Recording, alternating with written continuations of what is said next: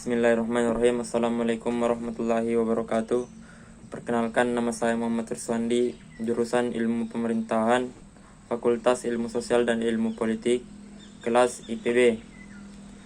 Di sini saya akan menjelaskan apa itu birokrasi.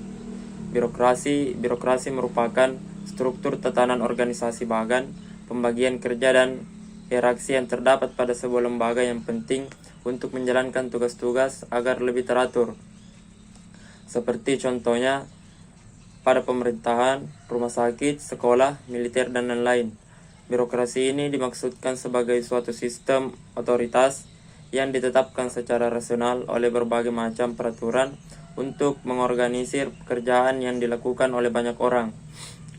Dalam pelaksanaannya, birokrasi memiliki prosedur atau aturan yang bersifat tetap dan rantai komando yang berupa hierarki kewenangan mengalir dari atas ke bawah. Adapun fungsi dan peran birokrasi. Fungsi birokrasi yang pertama, melaksanakan pelayanan publik. Yang kedua, pelaksana pembangunan yang profesional.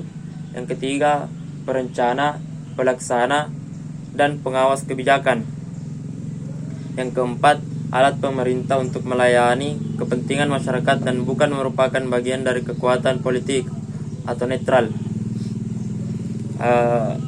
Kemudian peran birokrasi. Peran birokrasi yang pertama, sejalan dengan tujuan pemerintahan. Yang kedua, melaksanakan kegiatan dan program demi tercapainya visi dan misi pemerintahan dalam negara. 3. Melayani masyarakat dan melaksanakan pembangunan dengan netral dan profesional.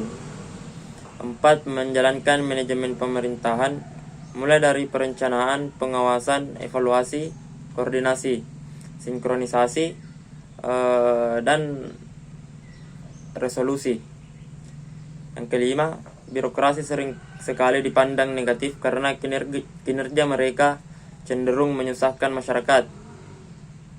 Yang keenam, masyarakat berpendapat bahwa birokrasi adalah alat penindas masyarakat miskin dan hanya membela kepentingan orang kaya.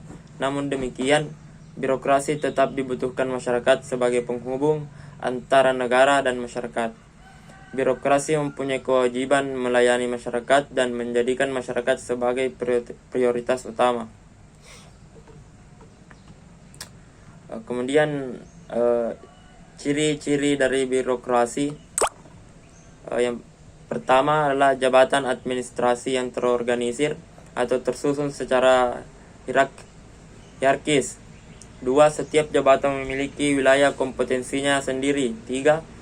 Pegawai negeri ditetapkan dan tidak dipilih berdasarkan hasil kualifikasi teknik yang ditunjukkan melalui ijazah atau ujian. 4. Pegawai negeri menerima gaji tetap sesuai dengan pangkat atau kedudukan yang dimiliki. 5. Pekerjaan adalah karir yang terbatas atau pada intinya yaitu pekerjaannya sebagai pegawai negeri. 6. Para pejabat tidak memiliki kantor tersendiri. 7. Para pejabat berperan sebagai subjek yang melakukan pengontrolan dan pendisiplinan.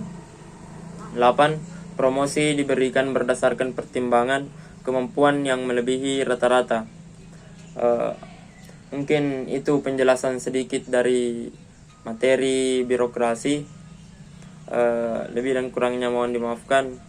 Billahi fisabilil haq, fastabiqul khairat. Assalamualaikum warahmatullahi wabarakatuh.